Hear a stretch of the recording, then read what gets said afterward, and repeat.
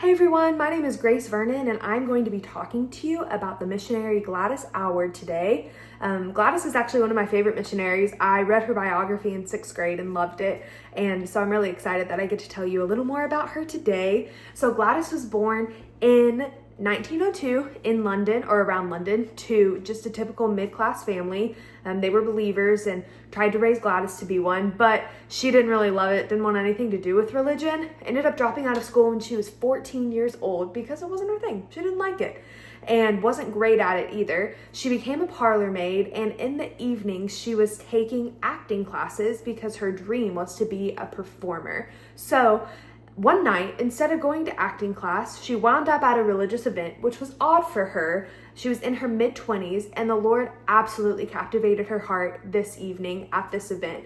She accepted Jesus as her Lord and Savior and began to decipher through the call on her life as a missionary.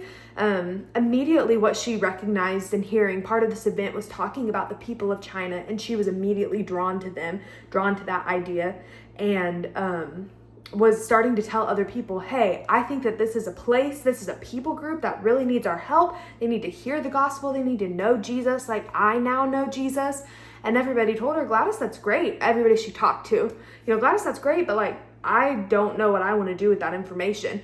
So through that, she finally decided, wait, this is the call that God has placed on my life, not for me to tell other people, but for me to go to China. So in 1929, she enrolled in missionary school where she excelled in the practicality courses, but absolutely failed in the classroom, which is expected knowing that she dropped out at the age of 14, but God was not done with her there. And I just love that about her story.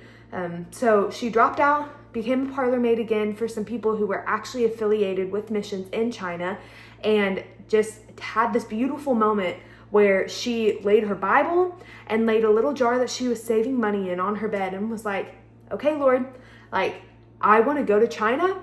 Obviously, the traditional route is not going to be for me, but my hands are open, my Bible's open, my money jar is ready to be filled. You know what to do, and I trust you're going to do it. And she saw the Lord's hand in the details of getting her the money to go to China on her own. So she met the call of Mrs. Lawson, who was a missionary in China already, who had been an established missionary, and Gladys had a crazy journey to China.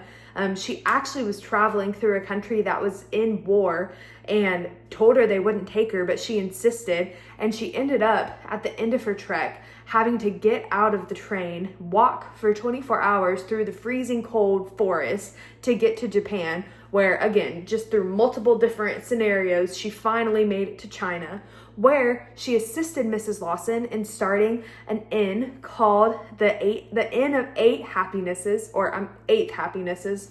I don't remember which one, but that's okay. It's not important. Where they had the goal of meeting a practical need of travelers. And then in the evening time, after they gave them somewhere safe to stay and a yummy meal, they were able to share the gospel with them as well. And I love the example that Gladys and Mrs. Lawson set in meeting the practical needs of the people and the culture. And then after their needs have been met, sharing the gospel with them.